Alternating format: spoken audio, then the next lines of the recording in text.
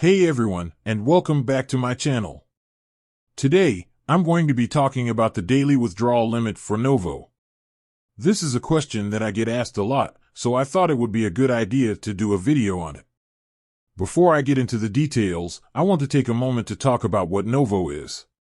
Novo is a type of insulin that is used to treat diabetes. It is a fast-acting insulin that is taken before meals to help control blood sugar levels.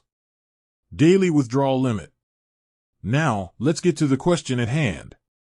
What is the daily withdrawal limit for Novo? The answer to this question depends on the type of Novo that you are using. There are three different types of Novo: Novolog, Novo Rapid, and Novo Mix. Novolog, the daily withdrawal limit for Novolog is 200 units. Novo Rapid, the daily withdrawal limit for Novo Rapid is 200 units. Novo Mix, the daily withdrawal limit for Novo Mix is 500 units. It is important to note that these are the maximum daily withdrawal limits. You can withdraw less than the maximum limit, but you cannot withdraw more. Why is there a daily withdrawal limit? There are a few reasons why there is a daily withdrawal limit for Novo. One reason is to prevent people from taking too much insulin at once. Taking too much insulin can lead to hypoglycemia, which is a condition in which blood sugar levels drop too low. Another reason for the daily withdrawal limit is to prevent people from sharing their insulin with others.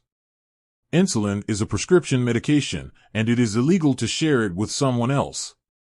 What if I need to withdraw more than the daily limit? If you need to withdraw more than the daily limit, you will need to talk to your doctor. Your doctor may be able to increase your daily withdrawal limit if they feel it is safe for you to do so. Tips for managing your Novo. Here are a few tips for managing your Novo.